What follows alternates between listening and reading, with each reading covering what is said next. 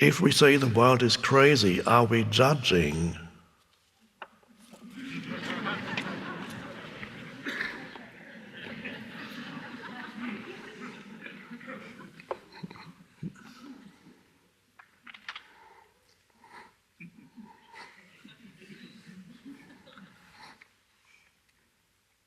No. It actually is crazy.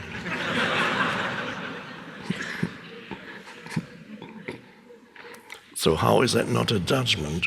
What judgment really means in spiritual terms is to equate something that you see in another, a deficiency, a characteristic that is regarded as not so good, to equate that with who that person is in their essence, their identity. If you see unconsciousness in another human being, which you can do easily, unconscious behavior, either in an individual human being, they get insanely angry, they get depressed, they misinterpret everything, they project their insecurities onto you, they project their fears onto somebody else, they make enemies everywhere, complete. And when it would be absurd to say, oh no, this person is fine, I'm not judging you. But you can clearly see that the behavior is totally irrational and insane and creates continuous suffering for themselves and others. So you see that. Whether or not you verbalize it is secondary, but you see it, and you might say this person is unconscious, which it does not mean you equate their behavior or what they do with who they are. If you make an identity out of it, then it's a judgment. So if I said human beings are crazy, that would probably be a judgment.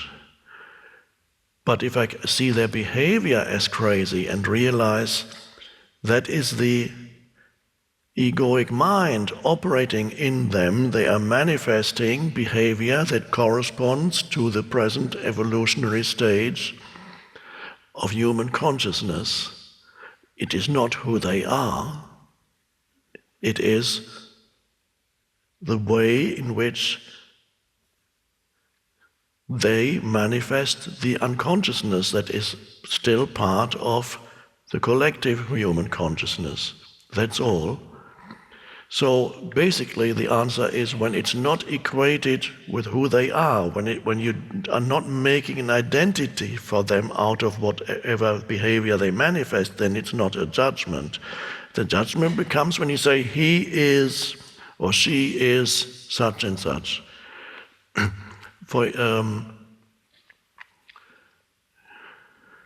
He's a liar, let's say that. He's a liar. That's the judgment. He often lies is not a judgment. Because you can see that the lying is something that is a manifestation of his egoic state of consciousness for him. He believes, presumably, that he can gain some advantage from telling things that are not true, enhancing himself or whatever. Many egos say things that are not true to enhance themselves, for example. But the moment I make it into an identity, he is a liar, that's a huge trap I have put myself in, not just him, I've put myself in, because I've made an identity for another human being out of their unconscious behavior.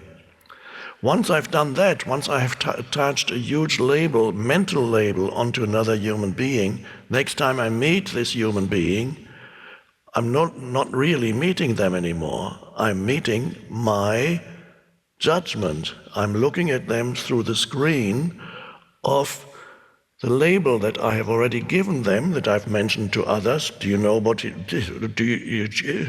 know that he's a liar, don't you? Yeah, okay, here. Next time he comes, you're not meeting a human being, you're meeting a liar. And by doing that, you have yourself reduced yourself. You get trapped in your own judgments. The way in which you relate to this person is diminished. You're not relating freely anymore to that person. You yourself become constrained by your judgments, because it will then control this, the mental concept will control your behavior towards him also. So, as that's why I believe it was Jesus said, when you judge, you judge yourself, or something like that. So there we need to be careful when we make pronouncements about others, when we transform their behavior that we deem unconscious into an identity for them. Now that becomes extreme when somebody is extremely unconscious. Even then it applies. He's a thief.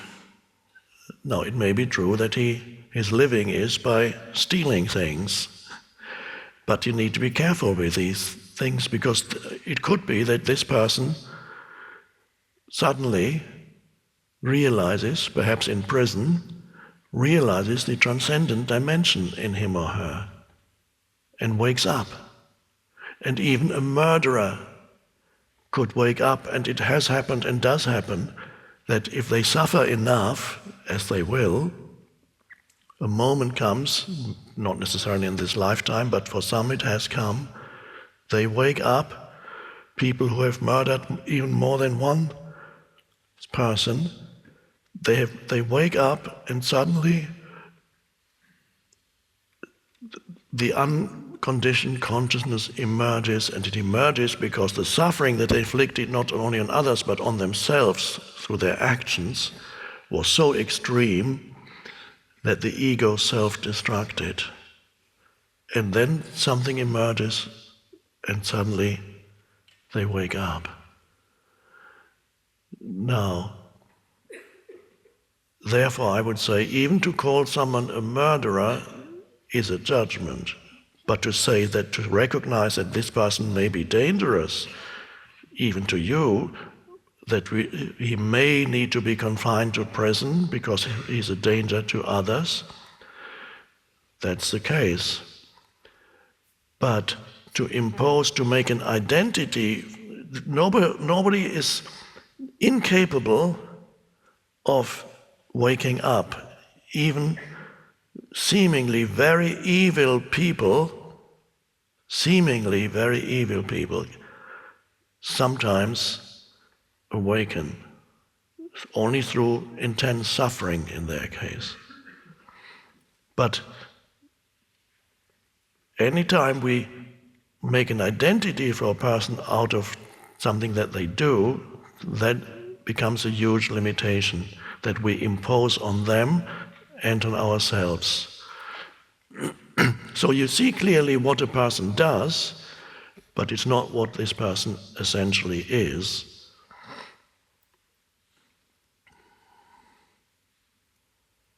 And the same applies to groups of people or humanity as a whole. If we say the world is crazy, which means, of course, human beings, the human beings are crazy, what we are saying is many human beings alive on this planet are still unconscious and manifest behavior that corresponds to their unconsciousness.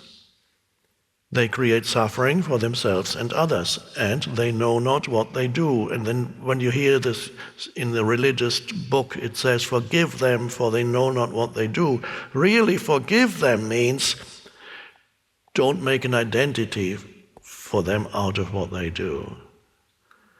But don't deny it either. You don't say, oh no, this is fine, he just kills people, he's okay.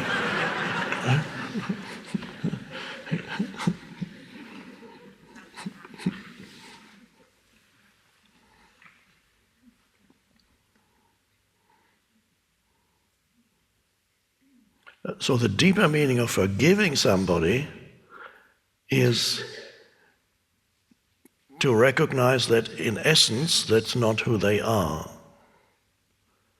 Which does not mean that they do not have to suffer the consequences of their unconsciousness. That happens by itself.